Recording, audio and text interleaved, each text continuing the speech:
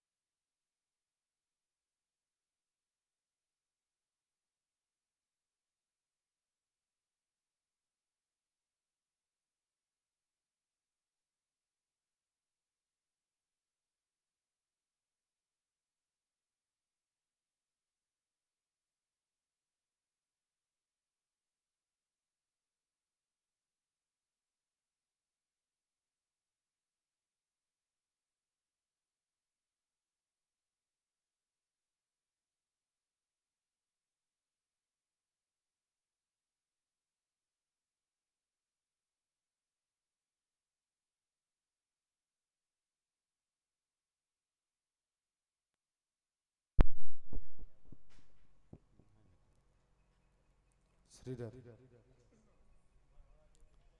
कलयुग के गुण, इसलिए महाराज कलयुग में ज्यादा कुछ नहीं करना है, केवल उसके नाम को स्मरण करते रहना है। दुर्लभ हो मानुषो देहो देहि नाम क्षण भंगुरः, तत्रापि दुर्लभम मन्ये वैकुंठ प्रिय दर्शन। मानव का शरीर मिला है, बड़े भाग्यमान उस तन पावा, सुर दुर्लभ सद ग्रंथन गावा। देवताओं के लिए भी ये योनि, वो भी मनुष्य योनि में आने के लिए तरसते हैं। मनुष्य योनि श्रेष्ठ है, 84 लाख योनियों में मनुष्य योनि श्रेष्ठ है। ये देह मिली है तो महाराज इसको व्यर्थ ना गवाएं, उसके नाम को प्रैक्टिस करते रहें। प्रैक्टिस मेक्स मैन परफेक्ट, करत करत अभ्यास जड़ मत हो तो सुजान, तब जाकर के अंत सुधरेगा। और अंत भला तो रामचरितमानस भागवत में अंतर ही यही है। रामचरितमानस जीवन जीने की शैली सिखाती है, how to live on the earth, इस संसार में जिए कैसे। लेकिन भागवत मरना सिखाती है, अपनी मृत्यु को सार्थक कैसे बनाए, मृत्यु सफल कैसे करें। और मृत्यु सफल एक ही कार्य से हो सकती है, अंत समय उसका नाम मुख में आ जाए। जन्म जन्म मुनि यतन कराही, अंत नाम मुख आवत नाही।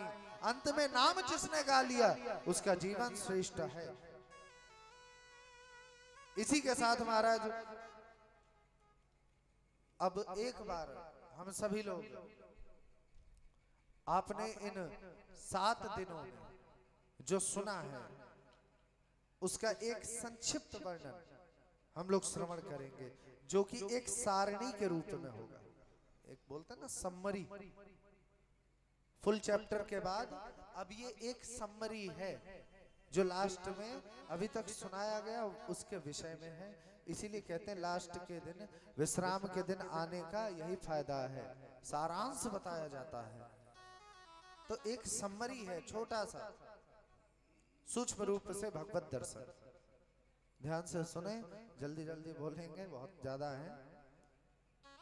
प्रथम स्कंद में सुखदेव जी परीक्षित जी के जन्म का प्रसंग, कुंती स्तुति, भीष्म स्तुति, राजा परीक्षित की सभा में सुखदेव जी के आगमन आदि का वर्णन। द्वितीय स्कंद में सद्यो मुक्ति क्रम मुक्ति का वर्णन, ब्रह्मा की उत्पत्ति, चतुश्लोकी भागवत की व्याख्या। तृतीय स्कंद में विदुर मैत्रेय संवाद, कपिल देवहूति संवाद, हिरण्याक्ष वध आदि का वर्णन। चतुर्थ स्कंद में सती चरित्र, ध्रुव चरित्र, ध्रुव जी के वंश का निरूपण। पंचम स्कंद में प्रियव्रत चरित्र, आग्नेय चरित्र, नाभि, जड़ भरत की कथा, जड़ भरत रहुगण संवाद, खगोल भूगोल का वर्णन, 28 नरकों की कथा। छठे स्कंद में सर्वप्रथम अजामिल उपाख्यान, गुरु हत्या का परिणाम, मदगढ़ों की उत्पत्ति। सातवें स्कंद में प्रहलाद चरित्र, नरसिंह देव की कथा। आठवें स्कंद में गजेंद्र उपाख्यान, समुद्र मंथन, वामन चरित्र, मत्स्य अवतार। नवें स्कंद में सूर्यवंश और श्री रामचंद्र जी की कथा, संक्षिप्त कृष्ण कथा। 10वें स्कंद में प्रभु श्री कृष्ण की लीलाओं का विस्तार से निरूपण, गोकुल लीला, वृंदावन लीला, मथुरा लीला, द्वारिका लीला आदि का विस्तार से वर्णन, प्रभु की करुणा की कथा। 11वें स्कंद में नवयोगेश्वर संवाद, कृष्ण उद्धव संवाद, यदुवंशियों को शाबलग्नि की कथा, यदुवंशियों का आपस में संघार, भगवान का स्वधाम गमन, उद्धव जी का बद्रिका समझाना। 12वें स्कंद में कलयुग के दुर्गुणों और गुणों का वर्णन, नाम महिमा का वर्णन, उसके बाद सुखदेव जी का परीक्षित का अंतिम उपदेश, वहां से प्रस्थान। ये आपने 7 दिनों में कथा श्रवण की है। अंत में श्री सुखदेव जी ने परीक्षित से केवल इतना ही कहा है कि क्या अब भी तुम्हारी मृत्यु होनी है? परीक्षित कहते हैं महाराज मैं तो मुक्त हूं, आत्मा का ना बंधन है ना मुक्ति है, वो आत्मा में है, आत्मा सदा के लिए मुक्त है। इसलिए महाराज मेरा जब बंधन नहीं तो मैं मुक्त कैसे? परमात्मा ने देखा, सुखदेव जी ने देखा, सुखदेव का कार्य पूर्ण हुआ, परीक्षित को कथा सुनाने का जो मेरा संकल्प है वो पूर्ण हुआ, और जिस कार्य के लिए कथा की गई वो भी पूर्ण हुआ। तक्षक सर्प के दंशन से पहले महाराज परीक्षित के लिए विमान आ गया है।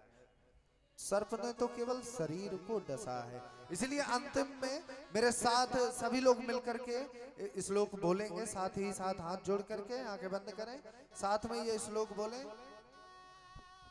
नाम संकीर्तनम यस्य, नाम संकीर्तनम यस्य, सर्व पाप प्रणाशनम, सर्व पाप प्रणाशनम, प्रणामो दुख समनः, प्रणामो दुख समनः, स्तम नमामि हरिं परम, तं नमामि हरिं परम। हरये नमः, हरये नमः, हरये नमः, हरये नमः, हरये नमः, हरये नमः। बोलिए वाके बिहारी लाल की, श्री राधा रानी सरकार की, श्री सुखदेव जी महाराज की, बोलिए वेद व्यास जी महाराज की, श्रीमद् भागवत महापुराण की, श्री रामचंद्र भगवान की, जगत जननी माँ जानकी मैया की, हनुमान जी महाराज की, नीम करौरी महाराज की, शंकर भगवान की, पार्वती अम्मा की, गणेश जी महाराज की, वृंदावन धाम की, ब्रज धाम की। जय जय श्री राधे, जय जय श्री राधे, जय जय श्री राधे श्याम। अब देखिए ये कथा जो कि आज विश्राम ले ही चुकी है, ये कथा संभव हुई है काफी समय के प्रयासों के बाद। बहुत पुराना ये संकल्प, लगभग 3 साल हो गए होंगे, क्यों बबलू जी? 3 साल हो गए ना? हाँ, 3 साल का ये संकल्प है, अब जाकर के पूर्ण हुआ, वो भी बिना किसी विघ्न के, बिना किसी चिंताओं के, बिना किसी कष्ट के। और इस कथा के जो मुख्य सूत्रधार हैं हमारे यजमान परिवार, तो एक बार उन सब के लिए आप जोरदार तालियां बजाएं। समस्त यजमान परिवार, सब यजमान परिवार ही हैं, आप तो सब अपने लिए ही बजा लो, है ना? हाँ, क्योंकि महाराज काम को करना कराना साधारण नहीं है, बहुत मेहनत लगती है। हम तो देखते रहे बबलू जी को किस प्रकार से यहाँ मेहनत में लगे रहे हैं, सबकी सेवा, स्वयं दर्शन नहीं कर पाए। ये वास्तविकता है, कथा कराने वाला कथा नहीं सुन पाता है ढंग से, कहीं बाहर जाते हैं व्यवस्थाओं में लगा रहता है। हाँ, कथा यहाँ तो सुनी गई है, और कथा भी ऐसी चीज है महाराज, किसके भाग्य से किसे मिल जाए कुछ पता नहीं है।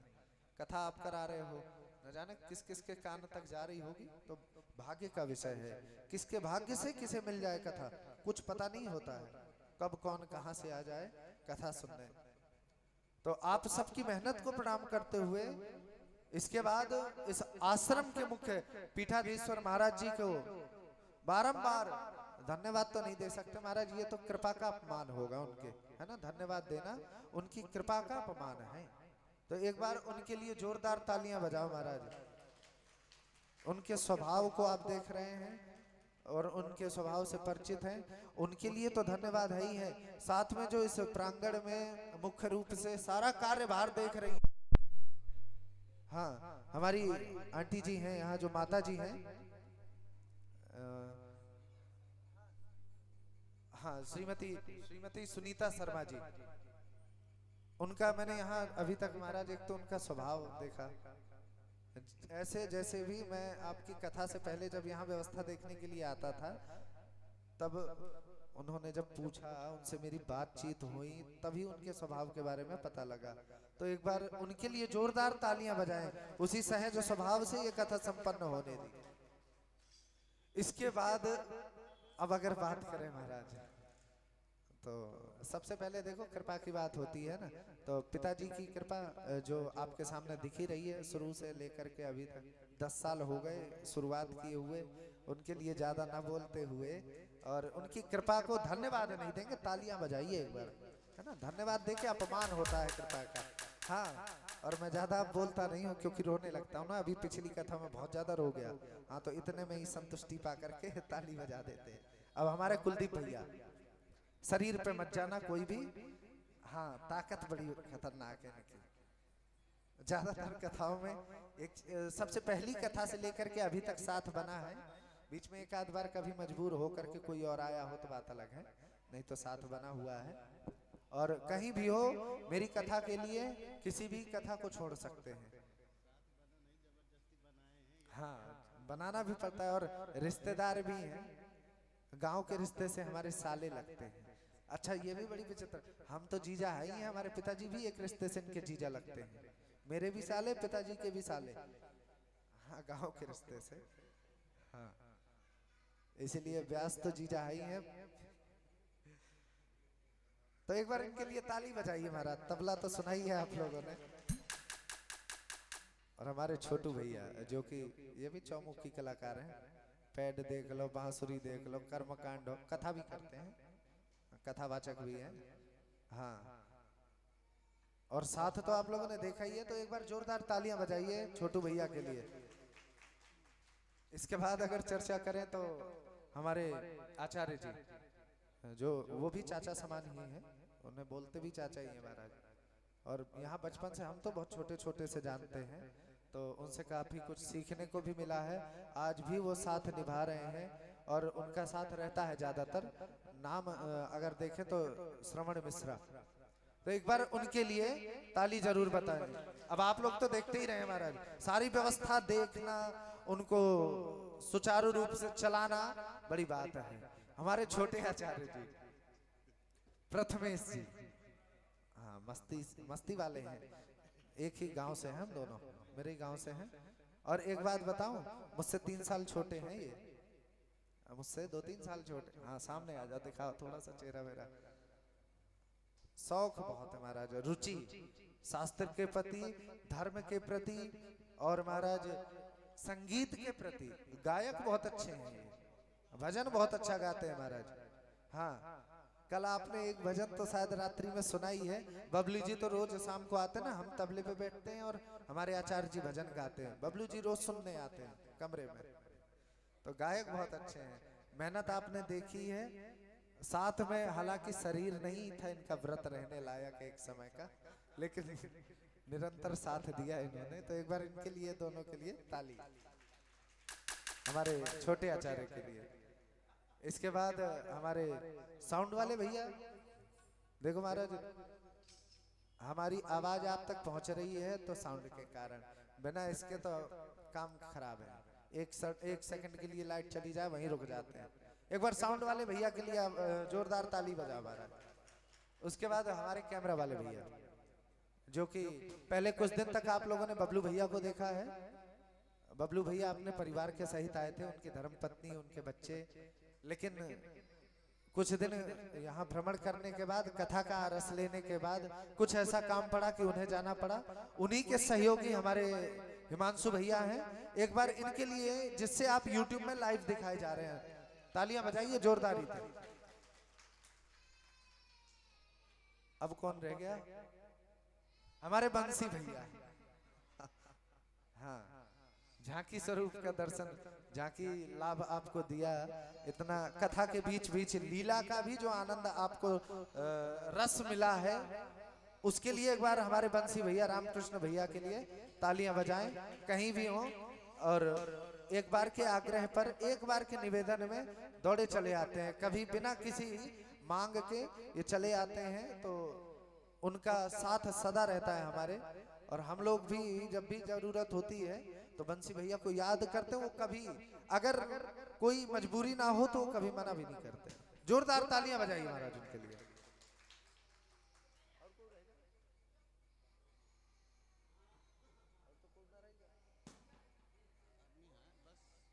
तो महाराज इन्हीं सब प्रार्थनाओं के साथ, विनती के साथ, और देखो महाराज इंसान हो तो गलती तो हो ही जाती है ना, शब्दों में कहीं भी, या फिर कोई ऐसा शब्द बोला हो आपके लिए या किसी के लिए जो ठीक ना लगे, इसलिए महाराज उन सब को हटा करके अच्छाई को स्वीकार करो, बुराइयों को यहीं भागवत जी को समर्पित करके जाओ।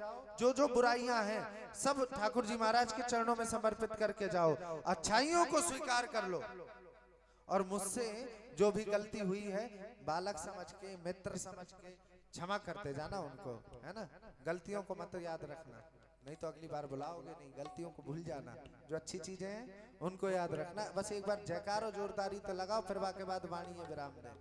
बोलिए वाके बिहारी लाल की जय हो, बोलिए वृंदावन धाम की जय हो। अब प्रयास करेंगे फिर दोबारा से पुनः ऐसी ही भूमि श्री वृंदावन धाम में, इसी प्रांगण में पुनः किसी कथा का आयोजन करें और पुनः इसी रस को प्राप्त करें। वृंदावन में कथा करना कराना बड़ी बात है महाराज, ये एक बार अवसर मिल जाना ही बड़ा है। तो फिर से ठाकुर जी के चरणों में इसी प्रार्थना के साथ अपनी वाणी को विराम दूंगा कि पुनः जल्द से जल्द श्री धाम वृंदावन में बुलाएं, पुनः सेवा का अवसर दें, आप सबको सुनने का, हमें सुनाने का सौभाग्य प्रदान करेंगे। बोलिए राधा रानी सरकार की, श्रीमद् भागवत महापुराण की। अब मुख्य यजमान सभी भागवत का पूजन करें, इसके बाद आप सब भी एक एक करके भागवत का पूजन करेंगे और वहां से सौभाग्य प्रसाद प्राप्त करेंगे।